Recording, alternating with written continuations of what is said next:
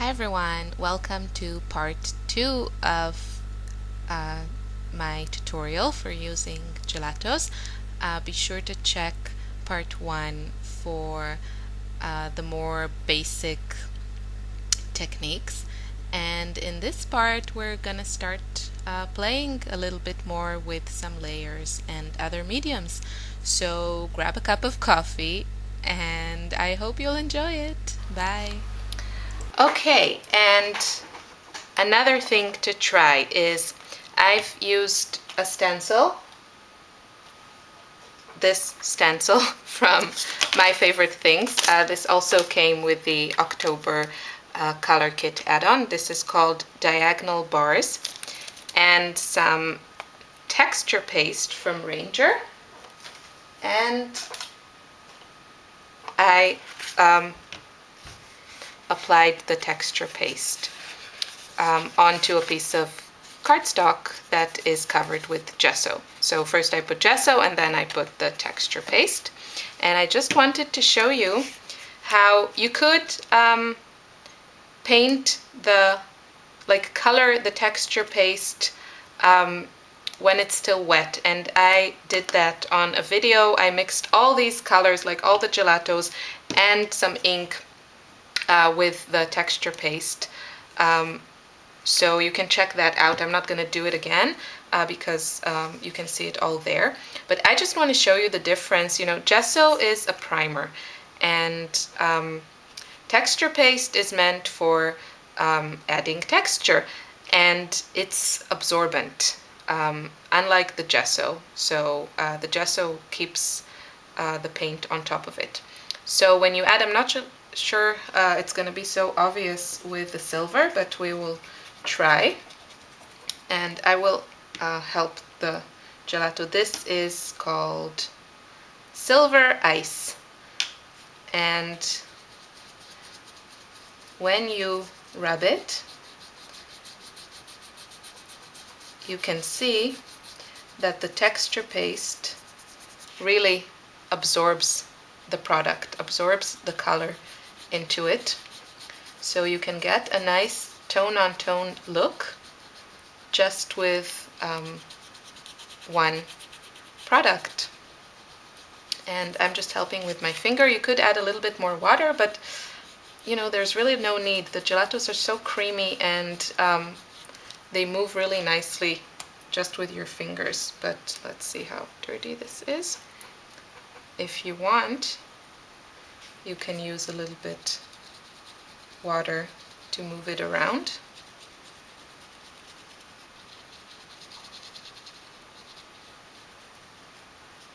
Let's see, maybe with a brighter color.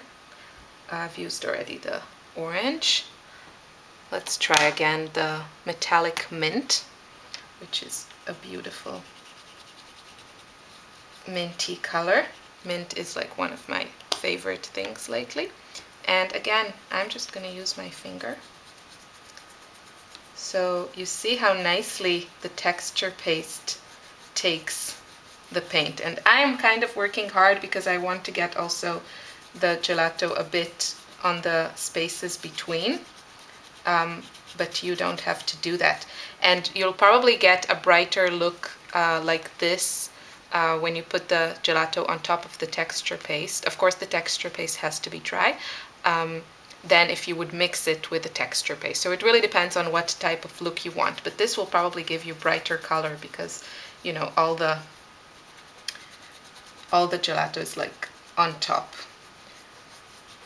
And if you wanted it just to color the texture paste, you can of course put back the stencil. Probably it would help to get it right. You know, just like this. And then apply the gelato. Whoops. The only problem with this is that it always gets stuck on the stencil. But you can still, you help it with your finger. You have to rub it around, otherwise it just stays put. And then you get this look. So I didn't use a lot now, like on this last part, so it's very soft, which is also beautiful. It really depends what, just, you know, what type of look you want and what you like.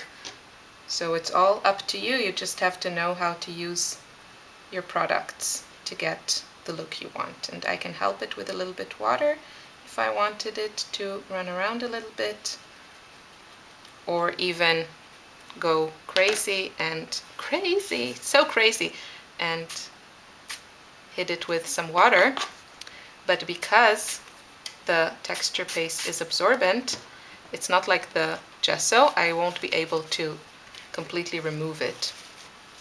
So, and this is one more thing to keep in mind, gelatos are not permanent, and if you use gesso, you also have the benefit of being able to remove the gelatos. You see, from the texture paste I'm not going to be able to remove it completely because it absorbs some of the pigment, but the gesso just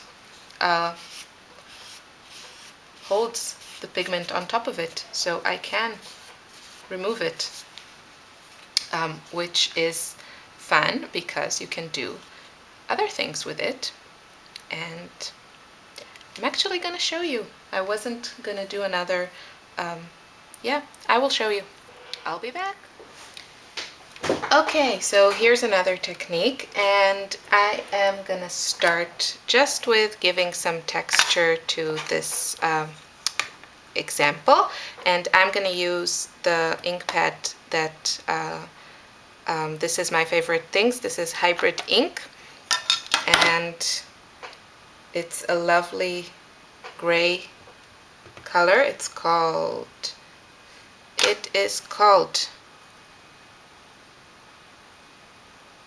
Steel Gray. So I am just gonna stamp, being very careful to be imperfect and just get some great texture.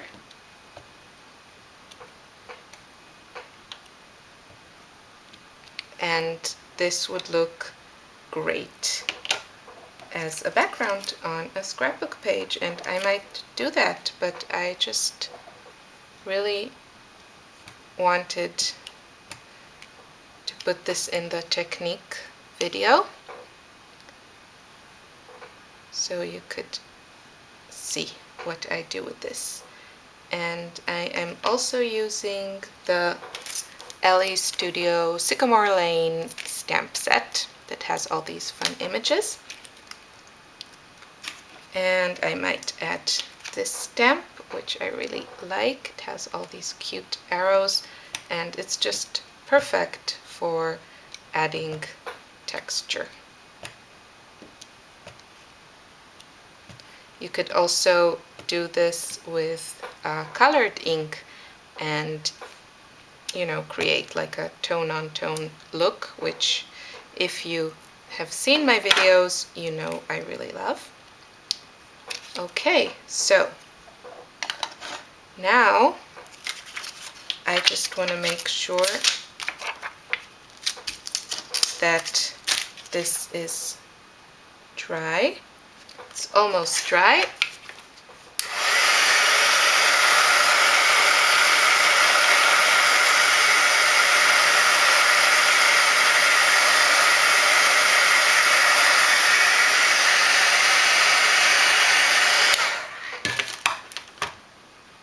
Okay, that's kind of dry. So now it's time for the gelato part, and I'm using guava and mango again because these colors are really fun. And I covered this paper with gesso. I don't know if I said that already. So I am putting it lightly just because I don't want a super bright color, and I think I dried it kind of okay. You might give it a bit longer with your heat gun. So I really want to mix the orange and the pink because I like that shade. Okay. And now you can, I'm just going to use water because it's easier, and because I put gesso, I'm not worried about getting too much water into my paper because the gesso will protect it. So I'm just going to add water, and the nice thing about this ink is that it's water resistant if you dry it properly, not like I did.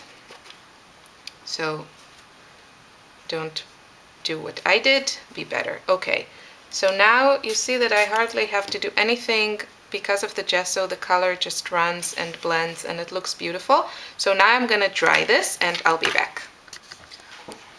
Okay, so this is dry, and because the gelatos are not permanent, I can do this. I'm gonna put a stencil, and I am gonna take a wet baby wipe, and I'm gonna hold the stencil down nice and firm. And my stencil has a little bit of mint on it, so that's not good. You should wash your stencil. I'm gonna try and work around that mint. And I can remove the color, and I get this really cool look that I hope the camera can catch. Yeah, you can see that really well. So this is also a great way, and this would look amazing on a scrapbook background. And I can also do this with, I have the star stencil, and I can also do it with that, like this. And you don't have to rub hard, it's very easy because of the gesso. The gelatos just lift off, and you get this beautiful star effect. I mean, look how beautiful that is. Nice, huh? Okay, and now this is not dry. Okay, then I will wait for this to dry and I will show you what we can do with this. I really can't bring myself to throw all this nice gesso, so I'm just gonna show you just another little thing. Let's use this pattern because I really like it. This mint really has to go away. So I am gonna, the gesso is quite, like, it's more liquid than texture paste or gel medium. So I'm not gonna get a perfect impression, you see? But what I could also do is just put it on my stencil, and then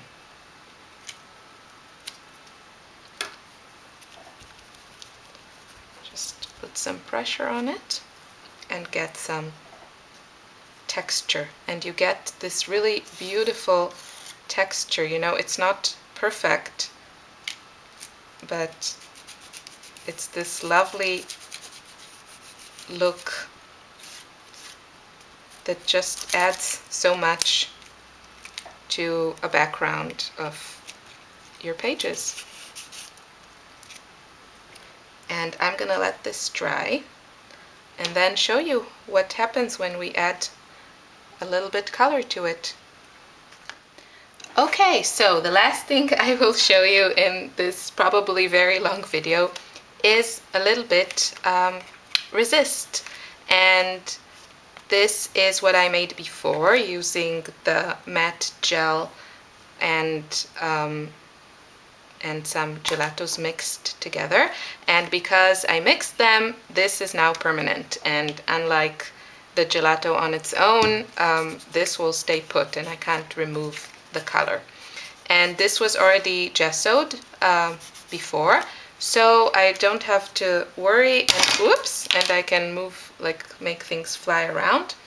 And I think I will use a little bit of both of these.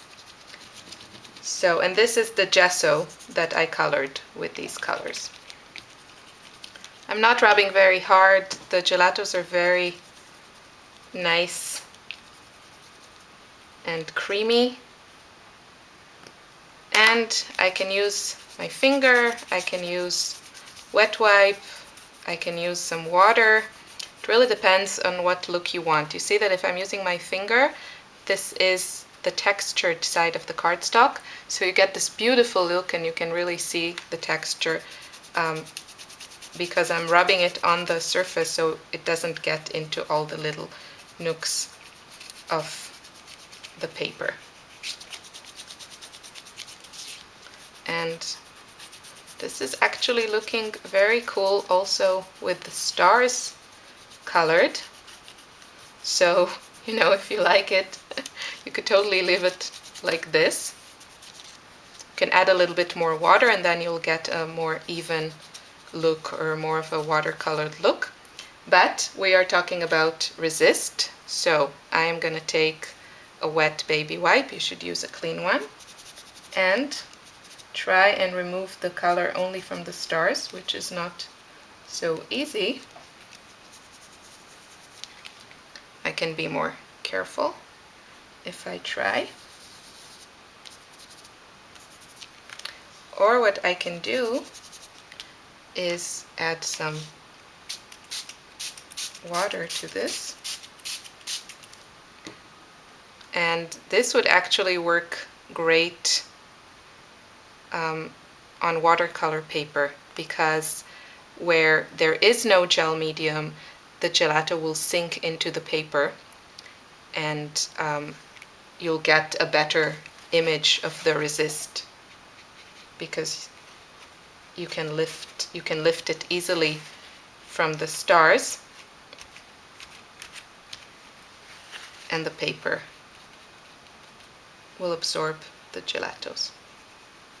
Maybe I'll do that. So if you want to try this technique, I really recommend doing it on watercolor, but you can still see on watercolor paper, I mean. And the gesso is also kind of resisting, but we will see it better on the other example. But you see what interesting look you get with just these few products. So, you know, you could work harder and remove the color, but I really like this look. It's like, for me, this is really interesting. So that's one example of a resist. And then this one, this paper has no gesso, but because we have seen the disaster with cardstock and gelatos just like that, or at least in my scrap room it's always a disaster, I will use my trusty packaging to add the gelatos, so I know I will get a smoother, nicer look. And of course you could use soft colors, but I just want you to be able to see better what comes out. So I'm just going to add a little bit water and then we can see. And what I also did, I stamped the lovely feather from this set. I stamped it and embossed it with white embossing paste. So you will see how these two hopefully resist the gelatos. And because I didn't put gesso here, they should sink into the paper and make it easier for me to remove it from the embossed image and from the gesso part. I'm just going to dab it, and you see how beautiful the image resists, and also the gesso.